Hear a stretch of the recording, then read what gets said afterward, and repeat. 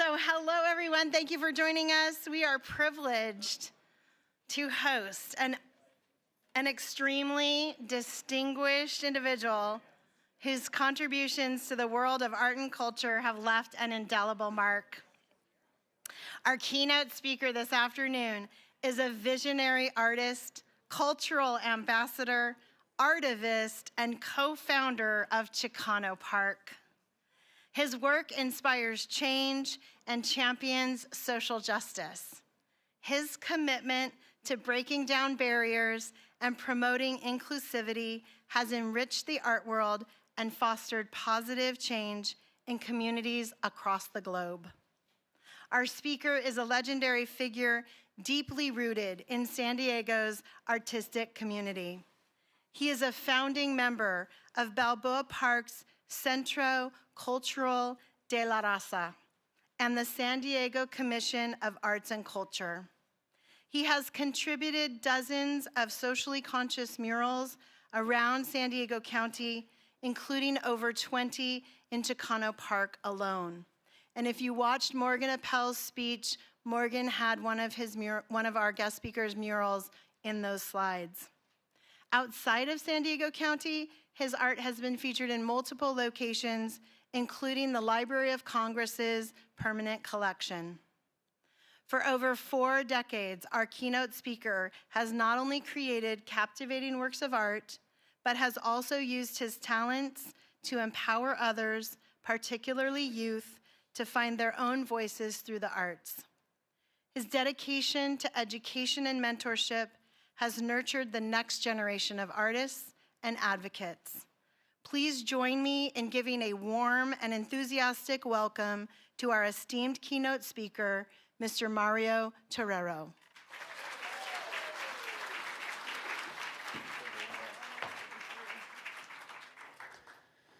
Hi. I'm so happy that there's so many people here that are not from San Diego that are visiting. And it's because I've been here all my life, and so everybody in San Diego kind of knows me. And so, welcome. I am going to tell you a little bit about me and the work, and then show you my Tortilla Tesoro. It's a project that we just finished. What's missing here is my wife, Sara.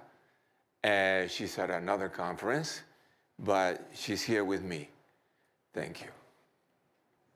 Let's see what happens. Nothing happens. I press the button. Oh, okay. I was born in Peru, and we came in 1960 when I was 12 years old.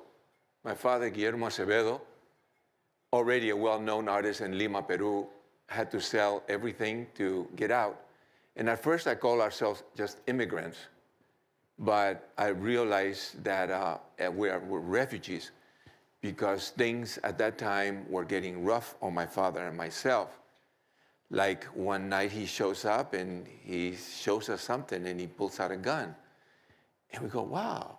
And so he goes to the window and he shoots it in the air. And we all kind of, wow, that's so cool. And just forget about it. Well, we moved soon after that, and now that I'm trying to write my book and my father's book, I realized that that was for self-defense, and things were ready to change. He was a magnificent draftsman, and when he came to San Diego, it was probably the first times that drawings like this were coming out back in 1960. And he was so successful. I have a house because of him, and I'm so happy. You know, we are artists with jobs. I am one that because we were refugees and immigrants and so on, we never had a chance to hold a job too long. We had to constantly live on the survival line. So we would make things, we create things. And so he did the best he could with what he was good at. Super master draftsman. He was the first Latino that was featured in the newspapers. Before that, like we were not around. us indigenous Chicanos.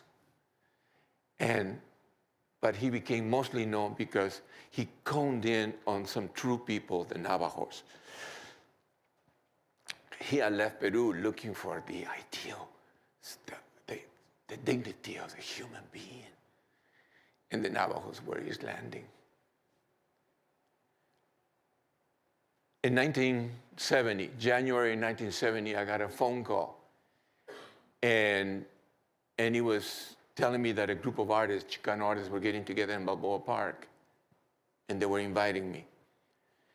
I didn't know any other Chicano artists at that time.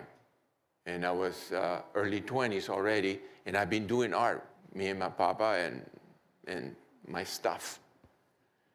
And so for the first time, I met these guys here.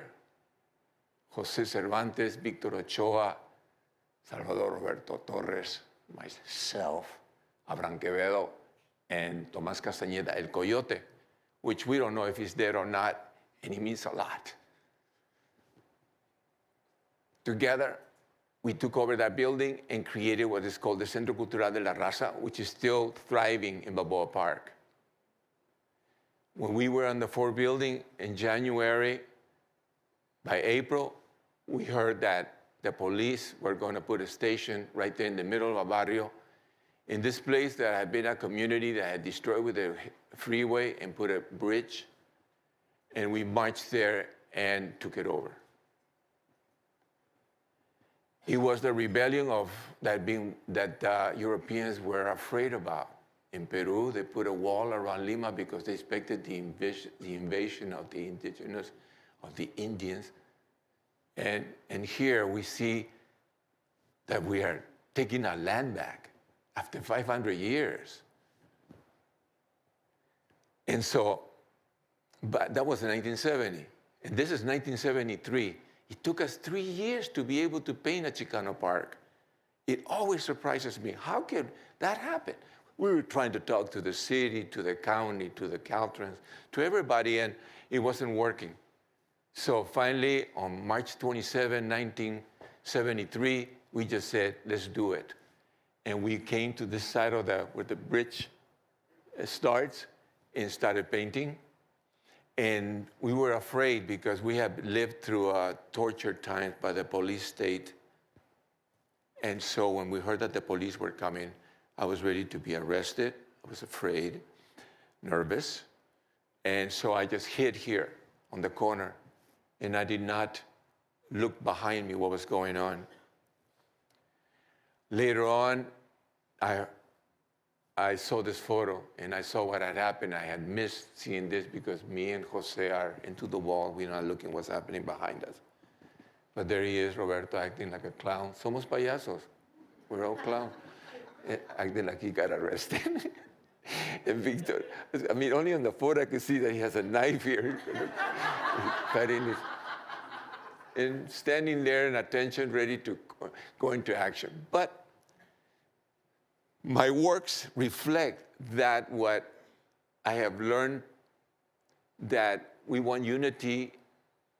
And so the black and brown unity, the mestizo mix creates this cosmic man, I used to call it, in which we were creating a whole new world, the master plan. The master plan. It was in the library in Barrio Logan. And then I got a call some years later, Mario, they're gonna tear down the library. They're gonna take your picture. They're gonna take your painting. And they left the door open for me, and I went and got this painting, and I was able to save it.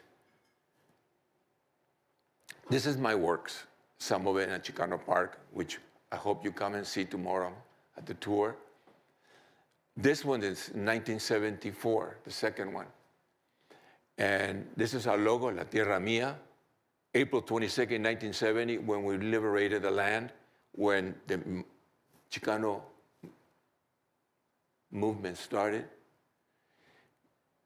These are paintings by Sacramento Royal Chicano Air Force, and so many other artists have participated to create this monument. This one here particularly has caught the attention of a prestigious university back east that are writing a 30-page report on analysis of what this painting is about. There's a renovation movement happening in Chicano Park. I just finished renovating this one. This is how it looked. It still looks great, but you're gonna see the difference of what has happened now with the new paints, with new materials, with money for the first time, because everything was created through our own pockets. And we feel the fruits happening. Tomorrow you'll see the one that I'm working on, La Virgen, and was tremendous. And I will tell you a little bit. I can't wait to tell you about it. That this it's a sacred site, because people have come and prayed under this for over 40 years, on their knees praying to it. And so all that energy of prayers and wishes and hopes are on the surface of my work, my DNA work, which absorbed that layer after layer, year after year. So when I went up on the scaffold and started painting by her face on her chest, I made contacts with that, and I was sapped. And for hours, I was there just kind of meditating, kind of wondering what's going on. I only realized that more as I tell you about it, because this happened last week. They asked me, what's your favorite mural? And I have to say this one, Colossus. This was painted in 1975, the third year. And they say, that you painted yourself. I guess a self-portrait. Probably it is. I posed on myself because it was easy to pose in front of the mirror yourself, right? I need a man holding up a bridge. Yeah. The city didn't like us in the beginning. They want us destroyed. Many years they have come and they try to wipe us out, but we're strong. Now they love us. So the city is actually the one that adopted this one, because it's on the news. When they say, come visit Chicano Park, they will use this one. Okay, so here's the case that I want to talk to you about. Is one that we picked of the growing outrage over an incident caught on camera in Southern California. Players on a high school basketball team were seen throwing tortillas at the opposing team, which was from a mostly Latino school. The coach is now out of a job. Here's ABC's Megan Tavrizian. This was a racial incident, no matter how it was cut. Last night, emotions running high at this San Diego area high school after what many are calling a racist incident during a basketball game last weekend. And those weren't two tortillas. Those were bombs of racism being thrown on the people. Moments after the game ended Saturday, fans and players from Coronado High School were seen throwing tortillas at team members from Orange Glen High School, which is predominantly Latino. That is all Saturday night was, an intense championship rematch with lots of build-up before the game. It was not based on race or class. It was simply a great game between two great teams. Coronado High School holding an emergency meeting last night where trustees voted unanimously to release the team's head basketball coach. During public comments, some called the entire incident nothing more than a high-stakes competition that turned ugly, blaming someone not affiliated with the team for bringing the tortillas to the game. I'd like everybody to take a step back when it comes to these teenagers and these student athletes. Now, the San Diego branch of the NAACP is asking Coronado to either share its title with Orange Glen or strip the team of its title altogether, saying those who threw tortillas committed racist actions that do not represent San Diego nor the America we want all people to love, value, and appreciate. So far, no students have been disciplined in the incident. Megan Tavrizian, ABC News, San Diego. This is the first time that I see here, and I think that there's something else going on also. It's almost like, you know, they talk about Latinos. We're talking about really about Chicanos, Latinos, and you see a lot of black brothers in the front, this and that, and who was the coach? Is it healing, or is it a little more instigating going on? Regardless, this was in the news, this was big in San Diego. And where is Escondido? Escondido is 35 minutes up north we're here. This is the Bay. We're here downtown, Barrio Logan, and 35 minutes, you're in Escondido. Escondido, like, you're hidden.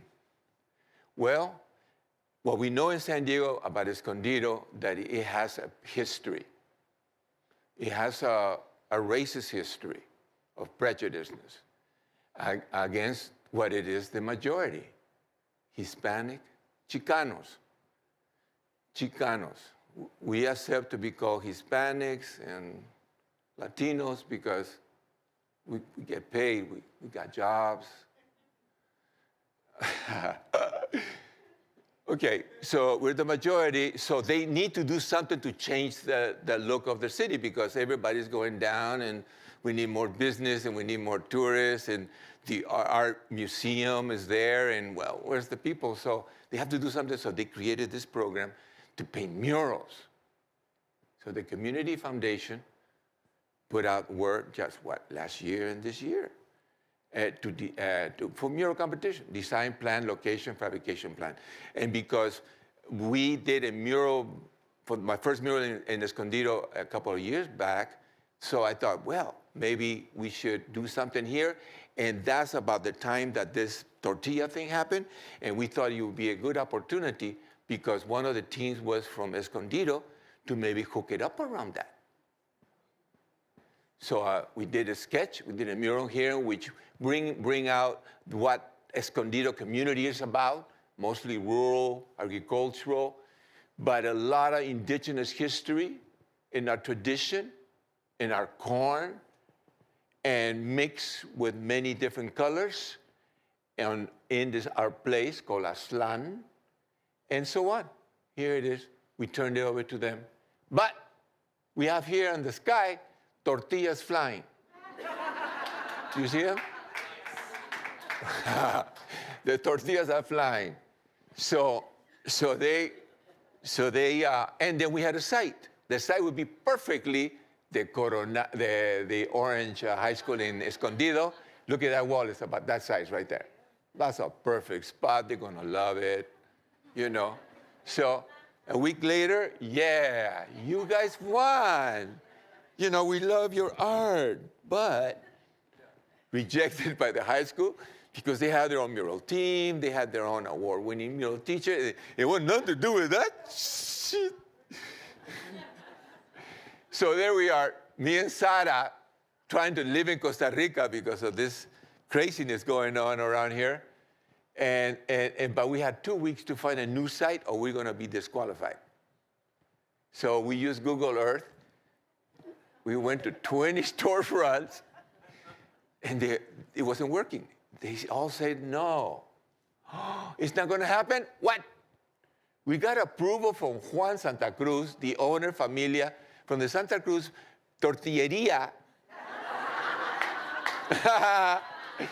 Exactly 1 hour before our deadline. God, I wish I was dramatizing, making it up, exaggerating.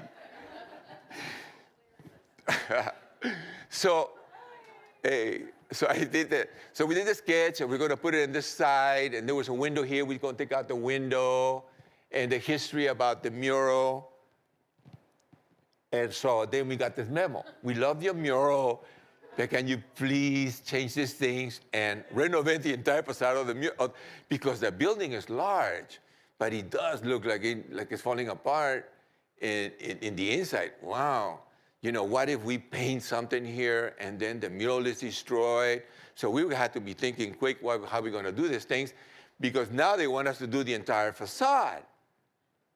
So they say that the carers, they don't want it because the gym girl, she wants it more feminine because it looked like a feminine. They want a horse, not a cow. And tortillas out of the air. Change the basketball player. That's just too close, right? And fix the guitar. What's wrong with the guitar? You know, and nothing wrong with the guitar. It's just a fucking, excuse me. Oh, shit. Did I mess up again? I've been told. I'm in the streets always. I'm talking to my homies. I'm from San Diego. You stay from Chicano Park, son. When you're from there, fuck all that shit. I'm sorry, man. Kick me out if you want. I have a riot going on here. Let's go and march. There's a lot to march about now, right? Hey, most of all, peace, baby. Peace, okay? Okay, so then, okay, see, change that when, the tortillas and this and that.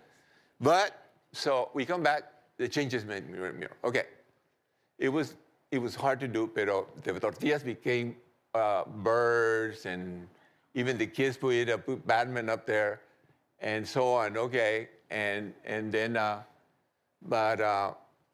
yeah, it's more feminine, the lady here. And he's carrying strawberries, and there's your cow, okay? Are we okay? No, I can't change that. I can't change that, Okay, So then a big celebration, the familia comes out, beautiful people. And Sarita, my wife, and our friends, and people from the city, from the foundation, they were happy what was happening because we were truly changing the face of Escondido with this work, which later on I'll tell you about it because while I was painting it, I asked the family, I says, and where's the barrio around here? She says, well, you're standing on it. No, is this the barrio? Yeah. Well, where's the murals? Where's the color? Where's the lowriders? Nothing. Todo the same. Escondido looks all the same. Here you go, you're in the barrio, right? Wow, look at all this stuff. Okay, so now is the whole thing. Before it was just going to be the mural here, and now this and that and that. So problems. But we asked the family, what would you like to see on the wall? And we weren't getting too many answers, and so. But they were from Michoacán, and people in Michoacán are really proud about it. I mean, it makes you want to go over there. What's it all about? You hear some bad things sometimes. But so textiles was the big thing that was happening, and they immediately loved it. They brought it to us and showed it to us, and we talked about it. So I tried to absorb all that, primarily the designs and the coloring. So this is what came out then in the design, utilizing those textiles. It's going to be transformed from this to that. Now, at the same time that we're turning this in, we're looking at how we're going to complete this. When the facade, we still had to go through the city to try to convince them that they could put in their $30,000 front lift up. But we had to find our own $15,000 to match it. So we have to be doing a lot of moving around. But we tried to get it done, and we went for it. And this was the final designs, and we're going to do this. Now, there's 4 sides now, not just one side, 4 sides. Good thing we didn't have to touch the alley, so there. I mean, by the time I was out with designs, I had it. So we had here something like a wallpaper going on. They didn't care. They're getting with a lot of stuff here. So that mural that we had painted there a couple years before were done on wooden panels. And if you know wooden panels, because they have to be ½ inch, because they have to stand the weather. They're really heavy. When you move around, you're going to need help. So we needed something happen. And what happened to be that right there in Escondido, they were painting new murals on this alley, and they were using this material, which is aluminum. Alu-poly, They're light, and they're cheaper than wood. They probably last longer, and easy to manage, to put screws through them, soft. And so we got the tour there, and we're looking at the murals they had done. But we also noticed that if there's not enough enforcement, that they call buckle. So then that put more stress onto the designs that we needed to do, better framing. So what?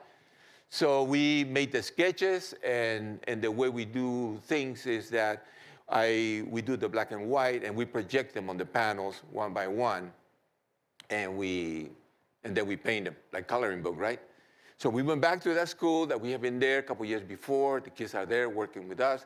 They were so happy to be back because we had created some kind of a continuous legend there that we're coming to save our barrios with our murals and create Chicano Park. Why not? And so, and it happened to be that in the family, Daisy was also one, she had gone to that school. So it was a great connection tying together families and even churches through the family and so on. So we do part of it and then we take it to another site. We go to some farm areas and discuss eating healthy and being vegetarian and living life in a way it's supposed to be, what we're painting and what we're painting it for. It's a way of continuing our message of working together and trying to be at peace. So this is a complete mural, except for an area up here, which then I decided to put in where was the indigenous, right? I mean, we have here, okay, we take it obvious that we Chicanos know that these are indigenous, but people that look out there look like she looks Mexican. So we needed to do something, and so I picked up these two characters. And how do you praise here? Kumeyays. Kumeyays are the local indigenous. But when I was looking for Kumeyaay pictures, I was not fully satisfied because there were many in there, or some in there, that you seem to be a little more exaggerated. Because, I don't know, I was not sure about it. But I realized that this whole area, really, the Kumeyaay was part of other tribes, that part of the Apache Empire. And that means a lot because I know since I've been little growing, my hero has always been the Apache. And this lady here, the heritage of the roots for most Chicanos are Mexico. There is a beautiful woman by her name of, they call it La Santa, from El Paso, Texas. And at 17, she had an ailment that caused her to adopt some strange powers of healing, and she would really be a symbol of hope and healing at the time that the revolution was coming on, and she's blamed to be part of the revolution, Mexican Revolution. I took a note of her. Her name is Teresa Urrea. Oh, when I met her, when I found out about her, I meditated, I tried to connect with her, and as I painted this, and kind of they're almost finished. It made me weird because on this area here, I'm playing here with eyeballs. Kind of, sometimes they would call it diabolical. But that's the church talking. Don't believe it. Okay. So, what is polytab? Polytab is really thin. It feels like cloth. Because we also, these panels, we thought that the facade has to be painted by the community. But how do you get the community to the middle of somewhere out there? Nobody would come. We would have to paint it ourselves. We would die there. So we needed to find another way of doing this, and that's when polytab came across.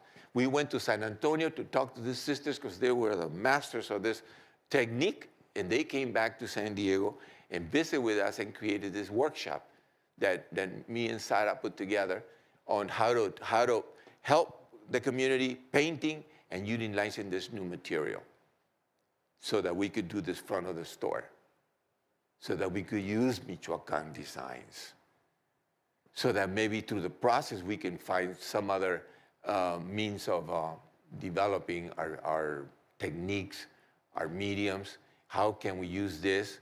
How can we paint at home and then quickly go and then place them some places at night, like on electrical boxes or around, you know? Do the work that we were meant to do. If you have to come out at night with your costume on, you know? And so here they are, we lay them across of it. Now, why choose polytab? Yeah, easy to install, you know. So they're using that because it's hard for artists to just get okays because the owners want to change the walls, paint it out, they have problems. But this way, we're able to remove them from the walls if we have to. So, and it happens fast. We did the whole wall there in one day. The next day, we came and patched the areas that we did not mix. Carving through those little is easy.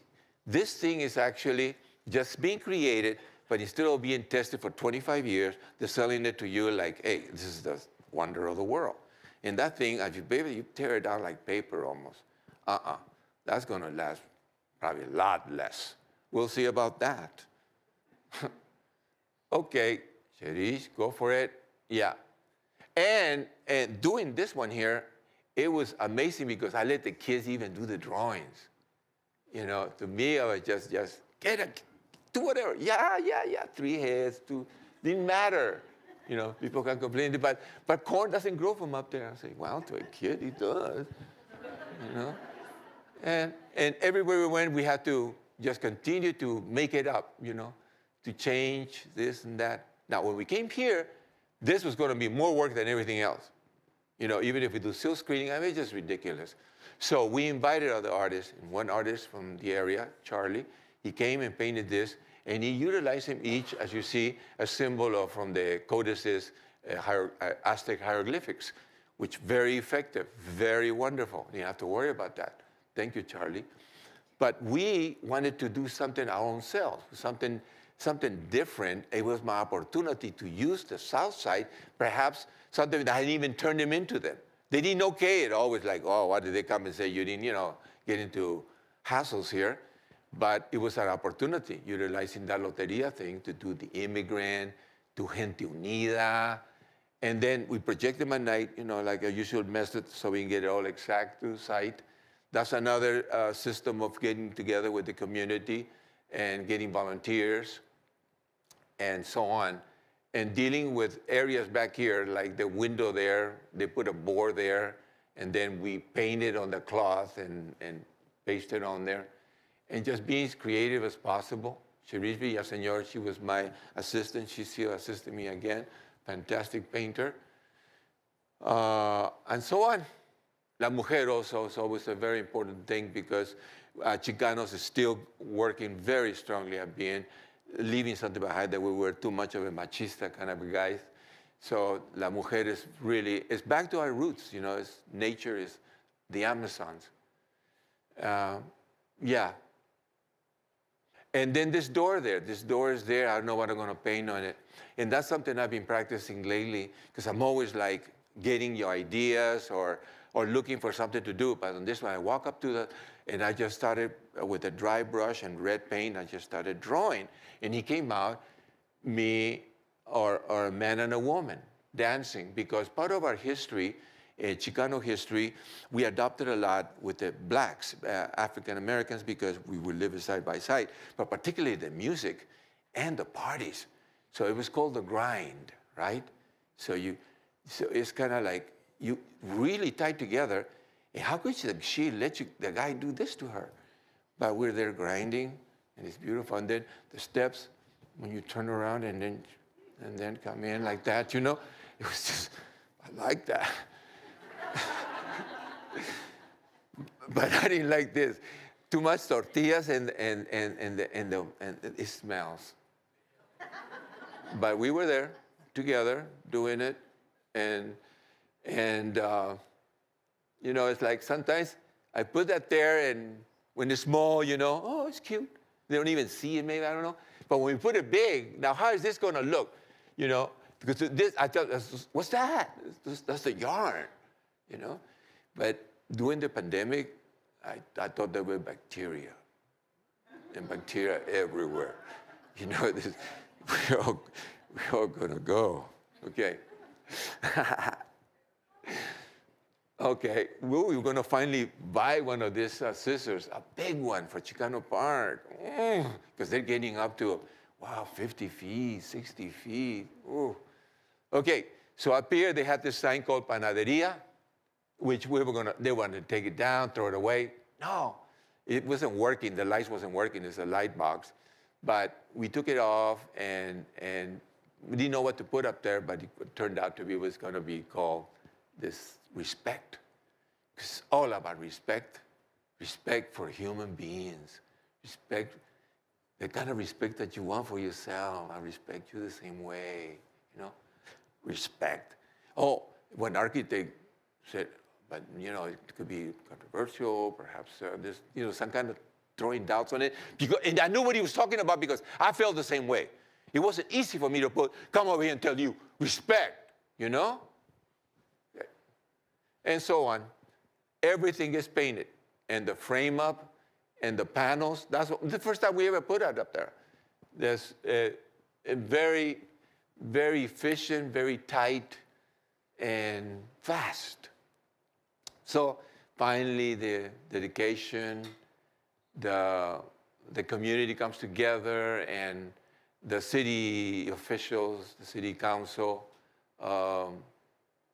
then the unveiling, the mayor, and so on. It was a nice outcome in the end, and ready for the next one. It took 2 years.